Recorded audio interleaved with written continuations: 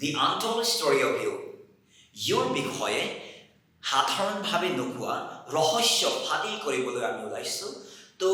U শব্দত ৰহস্যনো কি আছে প্ৰশ্ন হৈছেনে বাৰু ইয়াৰ উত্তৰটো চাব আপোনালোকে মন কৰিছে চাগে যে ইউ শব্দটো একবচনতো হয় ইউ শব্দটো বহুবচনতো হয় মানে আপুনি বুজাবলৈ ইউ লাগে আমাক আপোনালোক বুজাবলৈ আমাক ইউ লাগে এতিয়া প্ৰশ্ন হ'ল কিয় দুই শব্দই দুই ঠাইতে একবচন বহুবচন দুই ঠাইতে আমি এটাই শব্দ ইউ শব্দ কিয় ব্যৱহাৰ কৰোঁ এই কথা আমি শিকিবলৈ যত্ন কৰিম ভিডিঅ'টো শেষলৈকে চাব আপুনি ভবাৰ প্ৰশ্নৰ উত্তৰটো পাব ILC ইণ্টাৰনেশ্যনেল এই ধৰণে শিকোৱা হয় চাবচোন এতিয়া প্ৰশ্ন হ'ল যে এই ইউৰ ৰহস্য আমি কিয় শিকিব লাগে প্ৰশ্ন হ'ব পাৰে এনে ফৰ গ্ৰান্টেড আৰু মানে এনেকৈ পাই আহিছোঁ ইউ একবচন ইউ বহুবচন দুই ঠাইতে ইউ ইউ লাগে তো হৈ গ'ল ইয়াতনো আৰু কি ঝেমেলা আছে প্ৰশ্ন আপোনাৰ হ'ব পাৰে এই প্ৰশ্নৰ উত্তৰটো হ'ল চাব সকলো কথাৰ ৰহস্য থাকে হিষ্ট্ৰী থাকে তো যদি আপুনি এই কথাটো শিকি দিয়ে আৰু কেতিয়াবা ইণ্টাৰভিউত হওক বা য'তে নহওক কিয় আপোনাক যদি কোনোবাই সুধি দিয়ে যে ইউ লগত আমি ইজ ব্যৱহাৰ নকৰোঁ কিয় ইউৰ লগত সদায় আৰ কিয় ব্যৱহাৰ কৰোঁ নতুবা ইউ একবচন আৰু বহুবচন দুই ঠাইতে কিয় হয় এই প্ৰশ্নৰ উত্তৰ যদি আপুনি দিব নোৱাৰে তো কি হ'ব নিশ্চয় আপুনি অলপ লাজ পাব মানে হ'ল আপোনাক এটা ৰিগ্ৰেট ফিল হ'ব যে ইমান সহজ সাধাৰণ কথা ইউ সৰুৰ পৰা পাই অহা শব্দ হয় আমি কেতিয়াও ইয়াৰ বিষয়ে যে আমি শিকিব লাগে বুলি আমি কেতিয়াও ভবা নাছিলোঁ এনেকুৱা ধৰণৰ এটা ৰিগ্ৰেট হ'ব পাৰে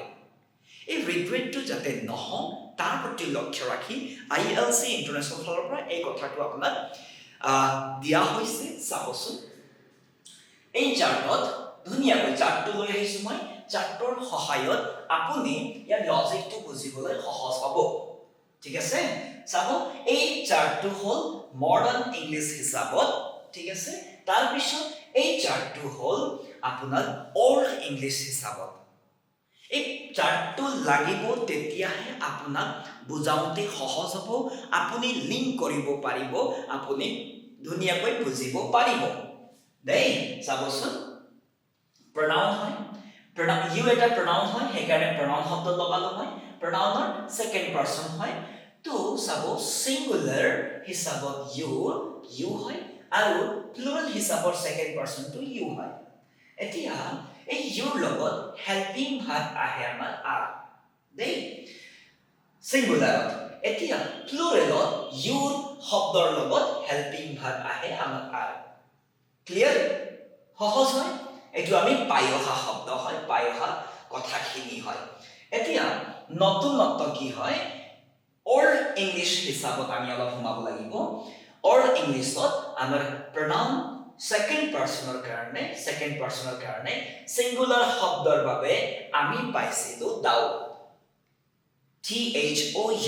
thou শব্দ পাইছিলোঁ আৰু second person pluralত আমি you পাইছিলোঁ এই শব্দ দুটা বেলেগ ইয়াৰ কিন্তু একেই শব্দ সেম স্পেলিং আছে ঠিক আছে এতিয়া এই দাও শব্দৰ লগত হেল্পিং ভাৰ্ব আহিছিল আমাৰ এইটো চাব আৰ্ট দেই হেল্পিং ভাৰ্ব আৰ্ট আহিছিল তাৰ পিছত বহুবচন হিচাপে ইউ শব্দৰ লগত আমাৰ হেল্পিং ভাৰ্ব আৰ আহিছিল আকৌ ঠিক আছে তো ইয়াত পাৰ্থক্য অলপমান দেখিছে চাগে নহয় জানো এতিয়া কথাটো কি হ'ল দাও শব্দটো অল্ড ইংলিছত second person singularত আমি ব্যৱহাৰ কৰিছিলোঁ আৰু এই দাও শব্দৰ অৰ্থ হৈছিল যে তই বুজাবলৈ আমি দাও শব্দটো ব্যৱহাৰ কৰিছিলোঁ এতিয়া চাব এই দাও শব্দটো আপোনাক মন দিব দেই দাও শব্দটো মানে হ'ল বিনা ৰেছপেক্টত আনৰেছপেক্টফুলি অলপ ৰুডলি অসভ্য অনুসৰি বা ৰুডলি কোৱাৰ ক্ষেত্ৰত আমি দাও শব্দটো অৰ্থ পাইছিলোঁ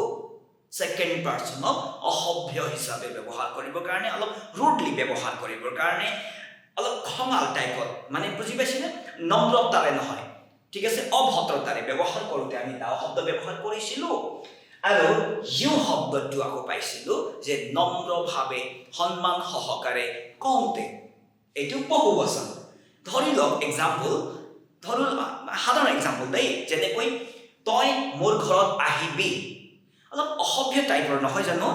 ইয়াতে যদি মই কওঁ আপুনি মোৰ ঘৰত আহিব অলপ পলাইটনেছ আছে ন সন্মান সহকাৰে এই বিনম্ৰতা শব্দটো ইয়াত নাছিল বিনম্ৰতা শব্দৰ অৰ্থ এনেকুৱা ভাৱ নাছিল গতিকেলৈ কিন্তু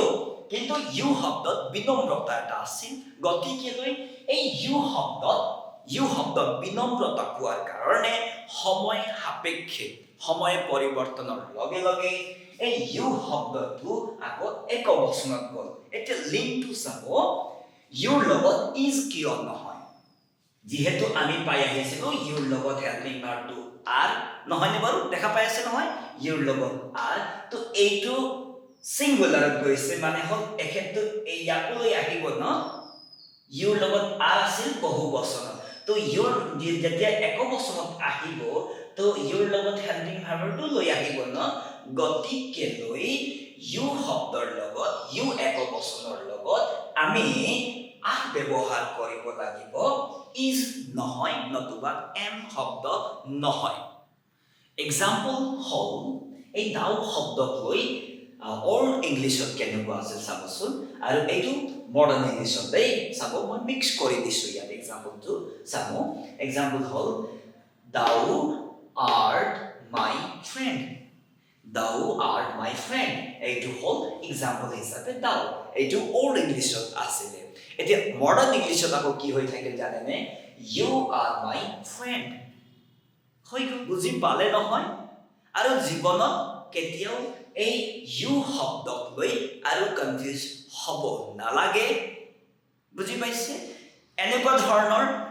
ইণ্টাৰেষ্টিং টপিকবোৰ চাবৰ কাৰণে আমাৰ চেনেলটো লাইক ছাবস্ক্ৰাইব কৰি থ'বলৈ নাপাহৰিব ধন্যবাদ